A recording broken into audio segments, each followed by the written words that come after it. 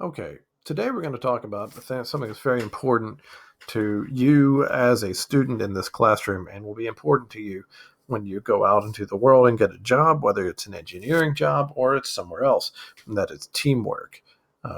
It's a really important part of engineering, and it's certainly something you're going to be dealing with at least for the rest of school and probably in your workplace as well. So let's move on now. Yogi Berra.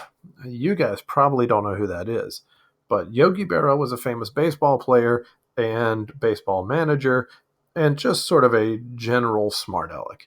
And he had a lot of good things to say and a lot of important things to say and a lot of very funny things to say. But one of the things he said was he was talking about teamwork. And I'm going to let you read that because I'm assuming you guys can read. But it's important that if somebody as successful as Yogi Berra can say that about teamwork, then clearly it's fairly important. So let's move on. So let's ask ourselves, what is a team? A team is a collection of individuals, each with their own expertise, brought together to benefit a common goal. So basically, what it means is it's a bunch of people, they come together to do something. Pretty simple. Teams are often comprised of people who do not know each other. And if you look around the room right now, you'll see people in here you don't know, but who by the end of the semester you'll probably have worked with. They often they don't know each other, but they come together to work hard. They develop productive working relationships despite personal differences in cultural practices.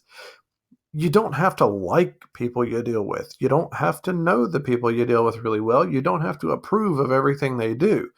But at the same time, if you can come together and work on something, well, then it works. You get more done. So that's what you're going to be doing in here. What are the benefits of a team? And this is any team. It doesn't have to be an academic team. For one, there's a shared workload. It's just less for you to do.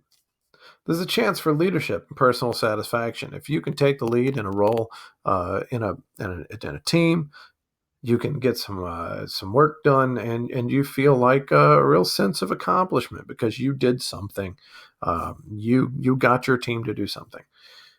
There's a sense of belonging to a successful process. If you've ever been on a sports team, you may have felt the same thing where you're like, well, this is my team. These are my teammates. And you really have that feeling of support from other people and the ability to accomplish more than if you did the work independently. If you've ever worked on something by yourself and then someone else comes and joins you, you would think, okay, now we can do it, in half the time.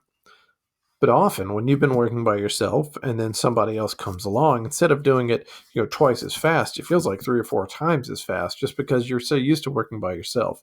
So if you have that team, then you can get a lot more done a lot faster. There are 3 steps in developing a team. The first step is to have the team members come together to identify the team's mission. What does the team have to do? In other words, what do we have to do? You're on the team. What's our goal? And then how are you going to accomplish that task? This is pretty simple stuff. You look around, you say, okay, what do we have to do? And how are we going to do that? What information do we need before we can accomplish this goal? And what resources are available to us? So if you've got if your goal, a very simple thing here, example here is, but if you have to cut through a piece of wood, you'd be sort of crazy to just start like gnawing through that piece of wood with your teeth without looking around and noticing there's a saw on the table beside you. So that's a resource that will be available for that sort of simple example there. The team's mission here, I'm going to skip over this slide. This is not real important right now. We'll come back to it.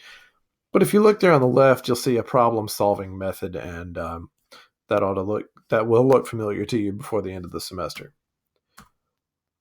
Step number 2 is have team members, you develop group norms. Now, that doesn't mean you have somebody in your group named Norm. What that means is that you develop rules, guidelines, of how you're going to do things. How are you going to work?